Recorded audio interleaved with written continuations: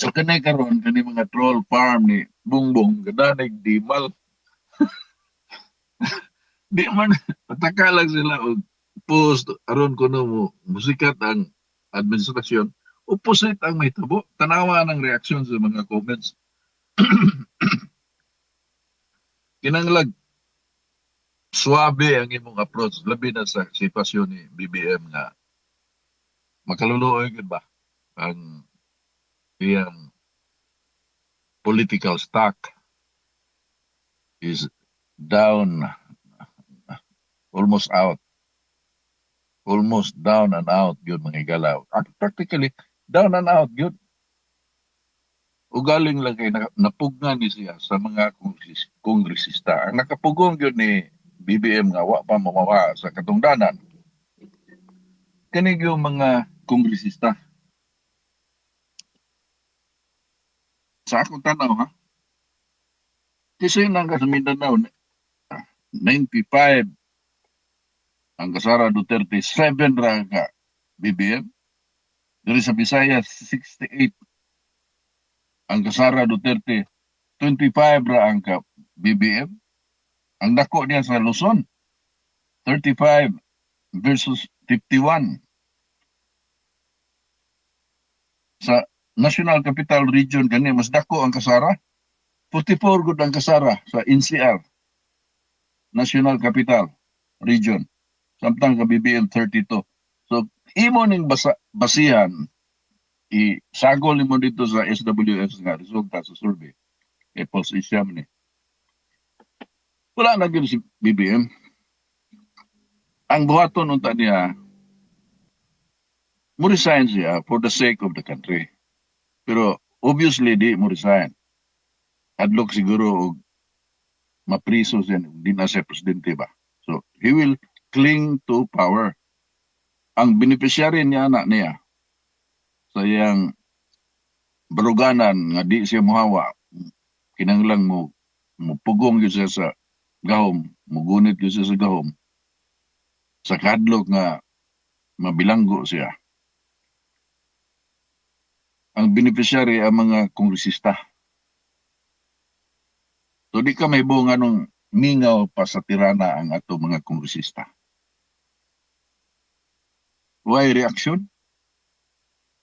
Why kana bang pagsaway? In fact, nag-iuban nga mangisog, moingon yun nga, mas maayo pa si BBM sa itandi sa ubang mga presidente nga nangagi. Kana si Tito Soto, senador, yabag Pinglakson, bilib siya ni BBM. Ano sa may gikabiliban ninyo ni BBM? Una diri sa Ubos by Beloranan, of course, si Barbers, local man na, kana si Abante, kana si katong na disbar bitaw nga abogado nga magsigig panghinaway nga mga bubo kayo ana si Gadon, gibutang sa kining Philippine Navy, Admiral Gadon, Larry Gadon nga na-disbar pag i-disbar sa Supreme Court, gi-appoint ni BBM na ma-assign sa Navy. Kanang Coast Guard, kung naman na, ubos naman na mga gala sa di naman na military unit, ubos na sa DILG. Kung ako masayo pa, so na si Gadon dia, mga, yan, bubo yan, ano yung tirada sa, wag yun na makatabang mo plus, madugangan o support ang administrasyon. Pero mo na yung mga tao niya, mo na kanang useless ba, useless eaters na sa grupo ni Bongbong politically, ang naghatag niya og kanang mighty band aron magpabilin sa gawon kana nga kongresista. Wa ka kadungog og of course si Irese, Bensaga ug si kinini ang Libiste Mura na bukal kayo sa mga kongreso nga, they're, mamba ka naman, indignant of what's going on.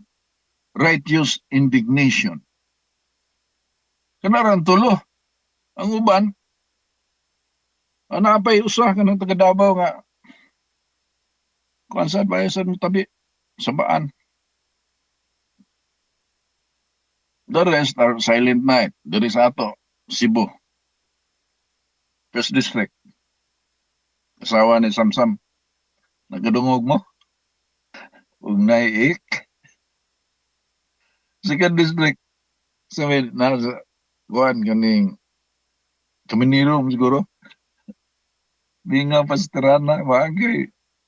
And so on. Nga no, mana, nga kita, noon magyuta nga mo, piyahit ka mo, siya kita ba? Cebuanos are known for that. O bitaw nga, basahon ni mong kasaysayan, bukon ginang grupo sa Cebu.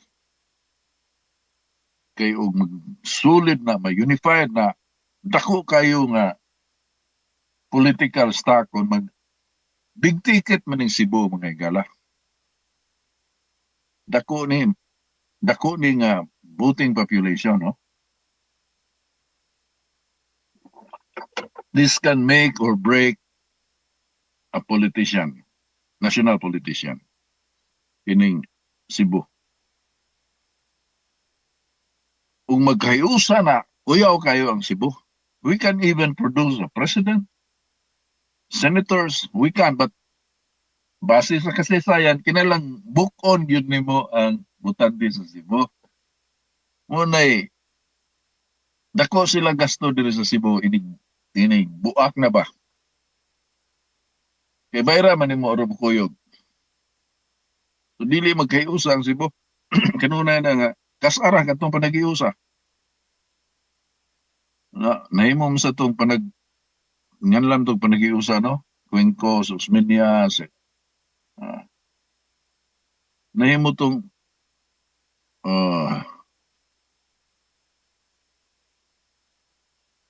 opposite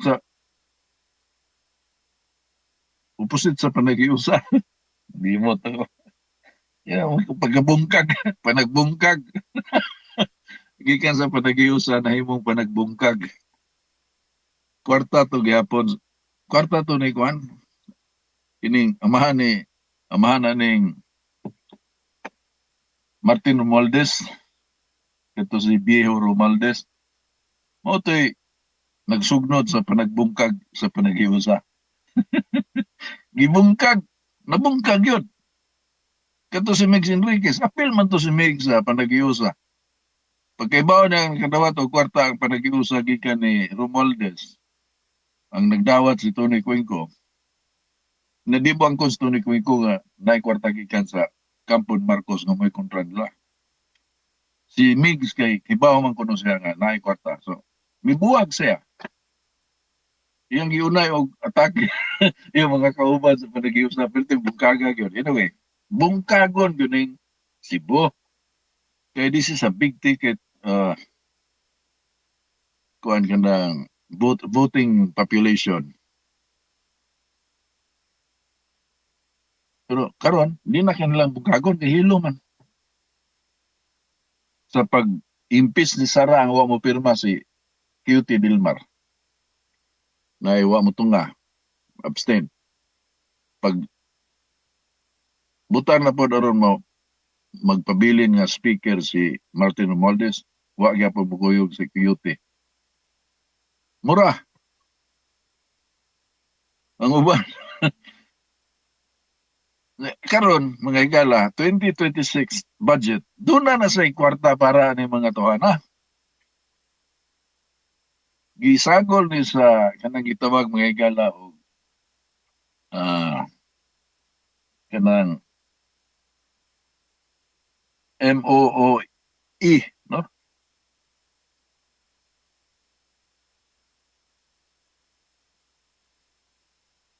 And other operating expenses ba? MOOE. Naani sagol nila diha. 10.5 billion. para ni sa mga kongresista. Inig bahin-bahin ini magbahin sila og tag 33 milyones. Mga kongresista apil ng mga party list 33 milyones ang matag usa.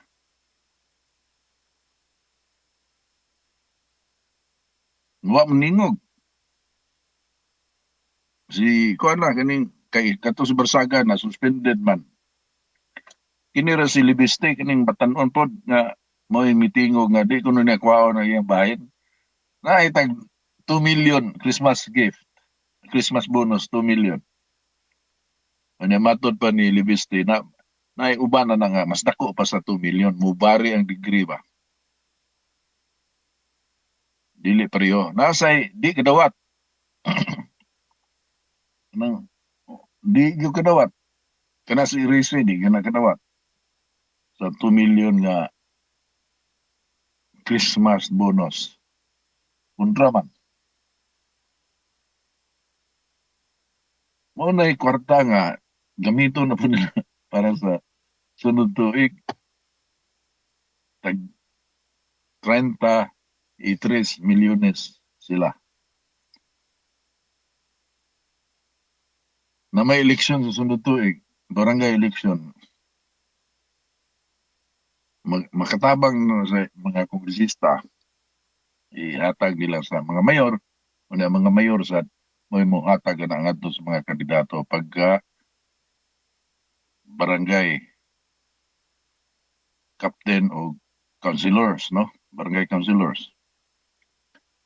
Barangay kagawad. Kinanglam na kwarta sila. So kinanglam masiguro na naay kahatag ang mga kongresista. So hilom gyapon sila kay nakadawat sila kwarta. Mao na nakapugong nga wa pa tangtang na si BBM. Kay og wa pa na sila lagpot na eh. Why politiko sa tibok kalibutan nga maka magdugay base aning resulta mga higala sa survey. And these surveys are reliable. Pulse-Asia as well as Social Weather Station, SWS. Mo single digit gani ang imong rating sa mga surveys. Padong yung kamawa niya sa imong pwesto. Dili lang ni Pilipinas, tibok kalibutan eh. The moment nga mo kanaog ang pagsalig sa katawhan mo into single digit.